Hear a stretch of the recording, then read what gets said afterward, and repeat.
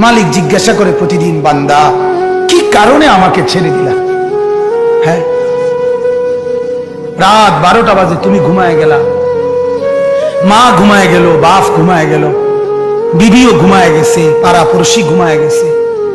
আল্লাহ বলেন, আমি তো ঘুমাই নাই বান্দা, আমিও তো ঘুমাই নাই। সারাদিনে আমিও তো জগৎটা পরিচালনা করছি, তবুও তো আমার কোনো ক্লান্তি নাই, আমি তো ঘুমাই নাই। কেন ঘুমাই নাই জানো বান্দা?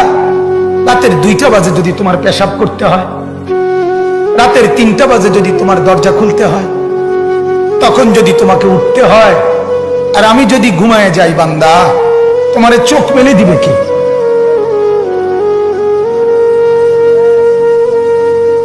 এই বাপ, চোখ মেলে দিবে কি?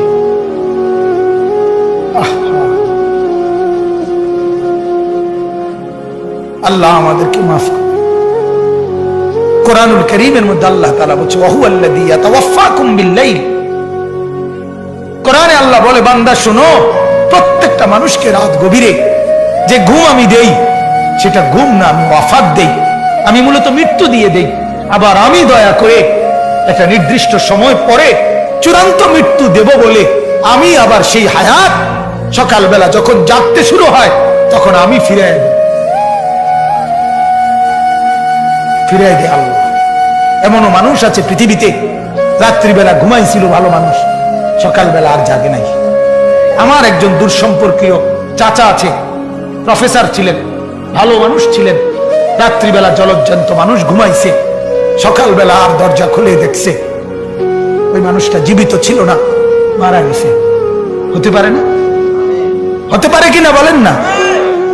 তাইলে বছরের পর বছর, মাসের পর মাস, এই বাপ, বাহিরের কারো চিন্তা করে বাদ দেন। আপনারা যারা বসছেন, আপনাকে বলছি, আপনি কষ্ট করে বসছেন, রাতের 12টা বাজে, রাতের 12টা বাজে, এত কষ্ট করে বসছেন, বিনিময়ে একটু ভাবেন, একটু ভাবেন, অনুরোধ আমার, একটু ভাবেন। আজ মাঝে মাঝে মন চায় আল্লাহর বান্দা মুসলমানদেরকে বুকে জড়ায় ধরে কাঁদি যে বাপ, কেন এত ভুল করছেন? আল্লাহকে কেন এত নারাজ করছেন? যার বিবি বেপর্দা, আপনি আল্লাহকে কত পরিমাণ নারাজ করাচ্ছেন। যার স্ত্রী, যার মেয়ে বেপর্দা, আপনি আল্লাহকে কি পরিমাণ নারাজ করছেন বলে? এক কুকুর মরলে, লাশ ফেলে রাখলে যেই দুর্গন্ধ ছড়ায়, সেই দুর্গন্ধে অল্প কিছু মানুষের কষ্ট হয় কিছুক্ষণ, কিন্তু এক নারী বেপর্দা হাঁটলে যে যুবকগুলোর চরিত্র নষ্ট হয়, সেই নারী এক মরা লাশওয়ালা কুত্তার চাইতে বেশি দুর্গন্ধ ছড়ায়। কুকুরের দুর্গন্ধ এত বেশি ছড়ায় না, বেপর্দা নারীর দুর্গন্ধ যে পরিমাণ ছড়ায়। সে তো শত শত যুবক তার চরিত্র শেষ করে দিছে। এই সিনেমার নায়িকা নর্তকীরা উলঙ্গ আর ছবি আর বিবস্ত্র ছবি আর নাচ গানের এই ফুর্তি দেখিয়ে এরা হাজারো যুবকের চরিত্র গঠন করে না নষ্ট করে? কথা বলেন না কেন? এজন্য আমার শায়েখ আল্লামা মুফতি মুশতাকুর নবী সাহেব বলে, হাজারো মানুষের জীবন নষ্ট করে যে, এজন্য তার জীবনে কখনো সুখ ধরা দেয় না। এজন্য এই পৃথিবীর জরিফ এটা, আপনি জরিফ চালায় দেখেন, যত সিনেমার নায়ক নায়িকা, এদের জীবনের মতো দুঃখী জীবন, ব্যক্তি জীবনের মতো কষ্টের জীবন আর কারো নাই। আপনি খবর লাগান, আপনি খবর লাগান, এদের মতো লাঞ্ছনা। কারণ হাজারো যুবককে নষ্ট করছে এই হাসি দিয়া, অথচ এই হাসি তার মূলত আসল হাসি না। এই হাসি যদি ল্যাবে অথবা ডায়াগনস্টিক সেন্টারে পরীক্ষা করায়, প্রত্যেকটা হাসির মধ্যে ফরমালিন পাওয়া যাবে। কি পাওয়া যাবে? ফরমালিন। ফরমালিন। কি বুঝে বিড়ি খান, কি বুঝে সিগারেট খান, কোন বুঝে দাড়ি কাটেন, কোন বুঝে টেলিভিশনে নর্তকীর নাচ দেখেন। আজ 20 বছর ধরে যার ঘরে রঙিন টেলিভিশন চলে, নাচ গান, সিনেমা, নাটক, নর্তকীর ছবি, আমনের বউ বাচ্চা বছরের পর বছর আমনের ঘরে বইয়া, সোফাত বইয়া বইয়া টেলিভিশনে নাচ গান দেখে, আমনে মরতেন না? আমনের বউ বাচ্চা মরতো না? আমনে আল্লাহর সামনে দাঁড়াইতেন না? না, জিন্দিগিটাই ছবি, জীবনটাই ছবি, একেবারে যেটা পাও। আজ মুসলমানের যুবকের কথা হইল বেঈমান, ইহুদি আর কাফেররা আমাদেরকে এরকম ফাঁদে ফেলাইছে যে যা কিছু আছে 24 ঘন্টা মুসলমানের ছেলে মেয়ের হাতে মোবাইল তুলে দিছে, যেটা ফাও শুধু ছবি উড়াই আমগো কাছে পাঠায়। এটা কুত্তা হোক, বিলাই হোক, শুকর হোক, মানুষ হোক, গরু হোক, ছাগল হোক, হুজুর হোক, পাবলিক হোক, বেড়া হোক, বেড়ি হোক, জোয়ান হোক, বুড়া হোক, যেটা পাও না শুধু ছবি উড়া। জিন্দিগির কাজে একটা হায় হায় বাপ, তোমরা বুঝো না, বেঈমান তোমাদেরকে বেঁধে ফেলছে আষ্টে পিছে। নবীজি কথা বলছে, উম্মত, চুরি, ডাকাতি, জিনা, ব্যভিচার, মদ, জুয়া, নাচ, গান, টেলিভিশন, নাটক, সিনেমা, বিড়ি, সিগারেট, তুমি সব করতে থাকো, তোমার জিদা মনে কয়টা করো, হাসরের ময়দানে শুধু আমার দ্বারে আইও, আমি বেহেশতে ফাটাই দেবো, এটাই তো সুপারিশ না? তো আমনে ঘটনা কি? এক বুজুর্গ বলছেন, আমি দেখলাম যে পুরা বাজারে যত ব্যবসায়ী তাদের মাল বিক্রি করতেছে, তন্মধ্যে সবচেয়ে বেশি চিল্লাইতেছে, কাস্টমার গ্রাহক ডাকতেছে এই বরফ বিক্রেতা, এবং চিৎকার করে করে বলতেছে, হে আল্লাহর বান্দারা, তোমরা ওই ব্যক্তির উপরে একটু দয়া করো, যাদের নেওয়ার জলদি জলদি নাও, যার পুঁজি খুব দ্রুতই গলে গলে শেষ হয়ে যাইতেছে।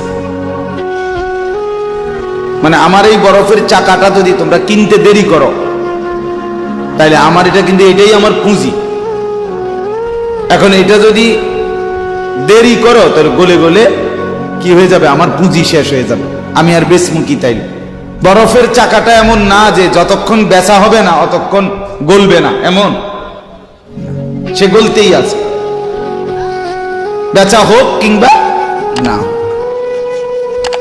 তো ওই আল্লাহর ওলি বলেন, আমি এই বরফ বিক্রেতার এই আহাজারি, তার এই চিৎকার চেঁচামেচি, তার এই পেরেশানি থেকে আমার হায়াতের কদর বুঝলাম, জীবনের কদর বুঝলাম, যে আমার হায়াতটাও ঠিক এরকম, এটা গলে গলে শেষ হয়ে যাচ্ছে, প্রতি মিনিট প্রতি সেকেন্ড আমি ঘুমে থাকি কিংবা সজাগ থাকি, আমার হায়াত শেষ হইতেছে। খামখেয়ালি করে গপ মারলাম, তামাশা করলাম, তবুও শেষ হচ্ছে। কঠোর পরিশ্রম করতেছে ওই ব্যক্তির সময় কি হইতেছে, হায়াত শেষ হচ্ছে। অতএব বরফ বিক্রেতার পুঁজি যেমন গলে গলে শেষ হয়, আমাদের হায়াত, আমাদের জিন্দিগি, আমাদেরকে একটি নির্দিষ্ট সময় আল্লাহ তাআলা বেঁধে দিয়েছেন, আল্লাহই জানেন সেটা কতক্ষণ, কিন্তু আমরা এটা বিশ্বাস করি নির্দিষ্ট। অতএব এই নির্দিষ্ট সময়টুকু আমরা যদি গুরুত্ব দেই কিংবা অবহেলা করি, সমানভাবে চলে। আমি ঘুমাইলাম 10টা বাজে, জেগে দেখি 12টা বাজে, তার মানে কি, আমার এই ঘুমের মধ্যে রাইখাই আমার হায়াতের 2 ঘন্টা আমার উপর দিয়ে চলে গেছে, গেছে কি না বলে? এমন আপনি চা দোকানে বসছিলেন 4টা বাজে, এখন দেখেন 6টা বাজে, আহা, আপনার চা দোকানের এই গল্প গুজবের মধ্যে রাইখাই আপনার হায়াতের 2 ঘন্টা আপনার থেকে চলে গেছে। এবং এটাই সত্য যে এটা আর কোনোদিন ফিরবে না, আর কোনোদিন না। বিশ্ববিখ্যাত মুফাসসির হযরত মুজাহিদ ইবনে জবর রাহমাতুল্লাহি আলাইহি, যিনি হযরত আব্দুল্লাহ ইবনে আব্বাস রাদিয়াল্লাহু তাআলা আনহুমার ছাত্র ছিলেন, তাবিঈ, যারা সাহাবীকে দেখছেন, তিনি বলেন, প্রত্যেকটা দিন যখন ভোর হয়, সকাল হয়, তো পৃথিবীবাসীকে ডাক দিয়ে বলে, হে জগৎবাসী, আল্লাহর কসম, আমি একটা দিন কিয়ামতের পূর্বে শুধু এই আজকের জন্যই এসেছি, আমি আর কোনোদিন আসবো না ফিরে, তুমি আমারে নষ্ট করো না, বরবাদ করো না, আমারে কদর করো।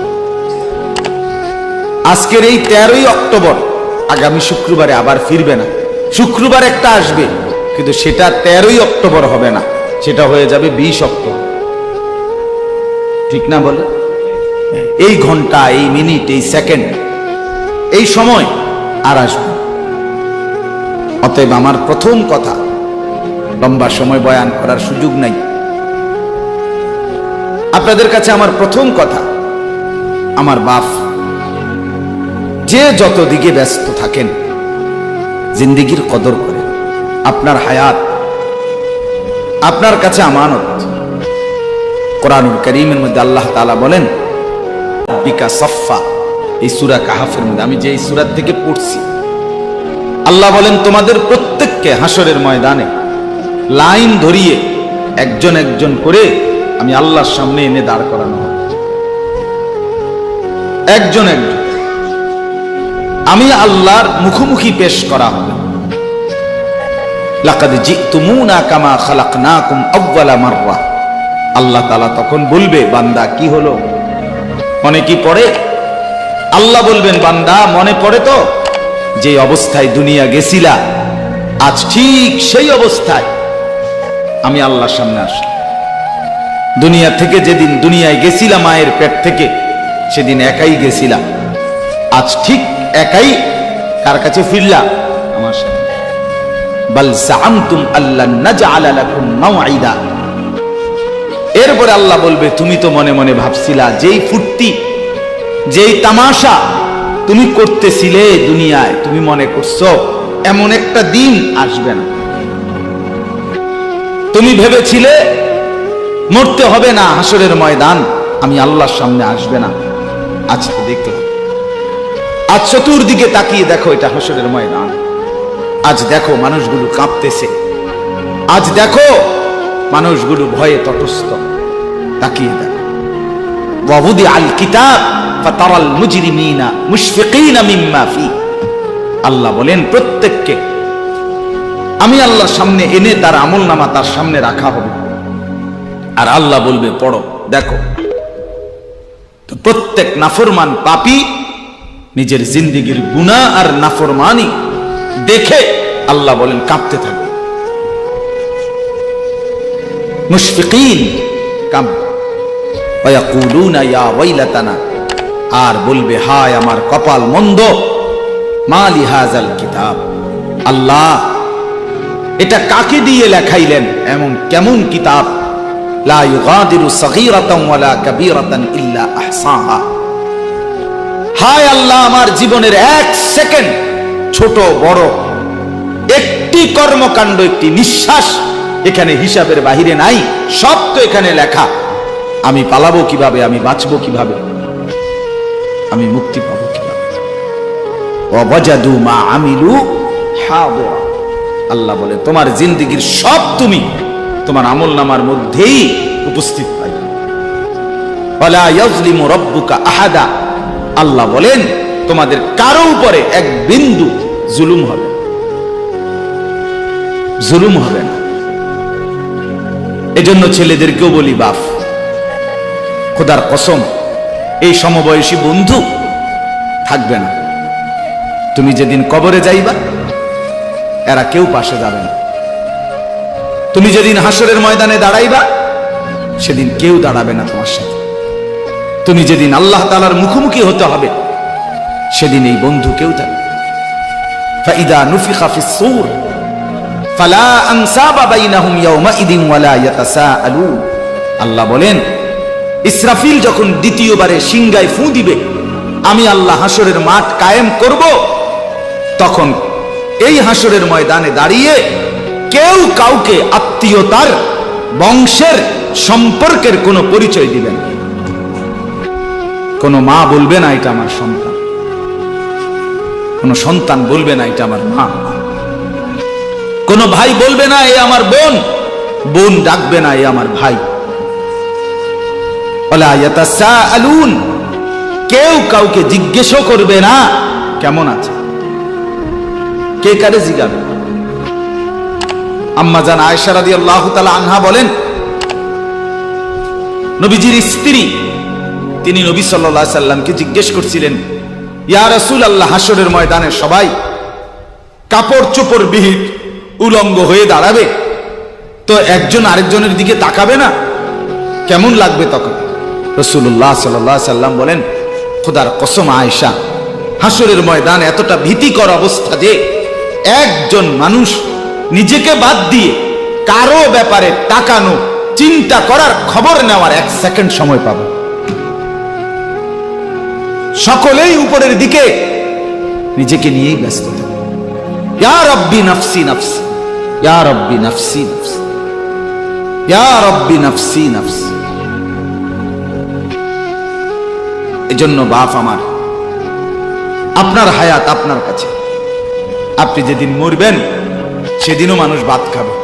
এই গ্রামবাসী ধোকা, ধোকা, মহল্লাবাসী ধোকা, এগুলো সব ধোকা, সব ধোকা।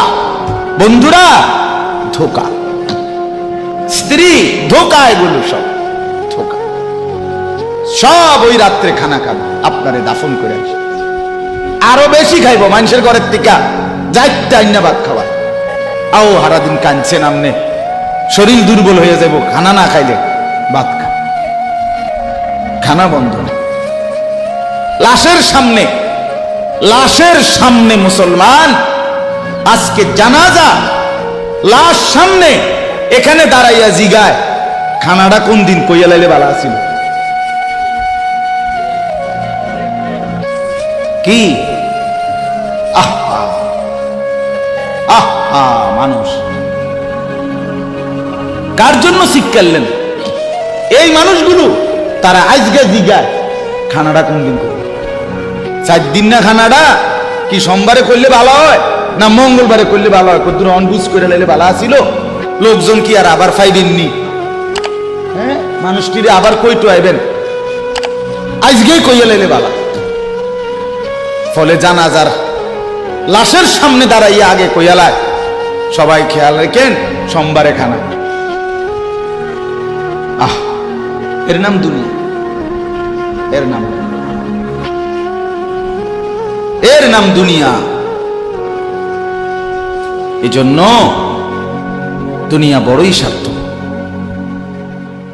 এটা রাক্ষস, শুধু গিলে খায়, তৃপ্ত হয় না, তৃপ্ত হয়। সেদিন আমি এক কুটিপতির বাড়িতে গেছি, অনেক বড় সম্পদশালীর বাড়িতে গিয়া তার বাসায় বাথরুমে গেছি। দেখি যে বাথরুমের যে দরজা, দরজার যে সিটকারি লাগায়, তো সিটকারিটা আছে, কিন্তু সিটকারিটা যেটার মধ্যে লাগায় ছোট্ট বল্টু একটা, এটার মধ্যে লাগায় যেটার মধ্যে এটা নাই। এবারে লাভ হইল কি, কিসের মধ্যে লাগায় কথা বুঝছেন না আপনি? লকটার এই ছোট ইয়াটা যেটার মধ্যে লাগায়, আর এটা নাই। তা নাই বের হয়ে বললাম, হা ভাইয়া, এরই নাম দুনিয়া। দুনিয়া এমন একটা না একটা থেকেই যায়, সব চাহিদা, সব প্রয়োজন পূরণ হয় না, পূরণ হয়। আপনার লাশ যেদিন জানাজা হবে সেদিনও আপনার ঘরের হাজারো প্রয়োজন বাকি থেকে যাবে, বাকি থেকে। পৃথিবী হাসবে ঠিকই, সিএনজিও চলবে, অটোও চলবে, সূর্যও ডুববে, চাঁদও উঠবে, রাতও শেষ হবে, দিনও আসবে, কেউ থামবে না আপনার জন্য। আপনি শুধু চলে যাবেন একা কবর, কেউ থামবে না। এরে বাপ, কেউ থামবে না। ছেলেরা আজকে বন্ধুর পাল্লায় পড়ে নষ্ট হয়ে যাচ্ছে। আহ, সমবয়সী বন্ধু তোমার উলঙ্গ ছবি দেখায়া, নর্তকী দেখায়া শেষ করে দিল, তুমি বুঝলাম। সমান সমান বন্ধু একসাথে তোমার জুয়ার আড্ডায়, মদের আড্ডায়, নারীর আড্ডায়। আহ, আফসোসের ব্যাপার। ভাবতেই শিখেন একজন মানুষ সুস্থ স্বাভাবিক, একজন সতেজ সবল মানুষ, সে কেমনে এত বোকা, নিজেকে ধ্বংস করে। আমি যখন এখন এই মাত্র যে দিদা আসতেছিলাম গাড়ি দিয়া, একটা ছেলে প্রতিবন্ধী, ছোট একদম প্রতিবন্ধী, সে দাঁড়াইয়া রয়েছে মাঝখানে, মানে গাড়ির হরনও বোঝে না, কিছুই বোঝে না। সে পরে আরেকটা ছেলে ধরে তারে এক পাশ করে দেওয়াতে তারপরে আমার গাড়িটা আছে এই এখানে। এখন এই ছেলেটা তো অবুঝ হইতে পারে, এই ছেলেটা তো প্রতিবন্ধী, সে তার ভালো মন্দ বুঝে না। কিন্তু তুমি ছেলে সুস্থ সবল স্বাভাবিক যুবক, তুমি কেমনে নিজের ভালোটা বুঝো না? তুমি কেমনে নিজের ভালোটা বুঝো না? বলে এত মানুষের জানাজা, কবরস্থান নাই এমন কোন এলাকা আছে? বলেন, আপনাদের মহল্লায় কবরস্থান নাই? আপনারা কোনোদিন জানাজা পড়েন নাই? আপনারা লাশ দেখেন নাই? তাহলে জলজ্জান্ত মানুষ আজকে কবরে। জনাব হযরত মাওলানা আব্দুল বারী সাহেব, আমার তো পুরা মনে আছে, কত সময় আমার সাথে, কতদিন বয়ান একসাথে দেখছি, ঘুরছি, কথা বলছি, কোথায় হারিয়ে গেল?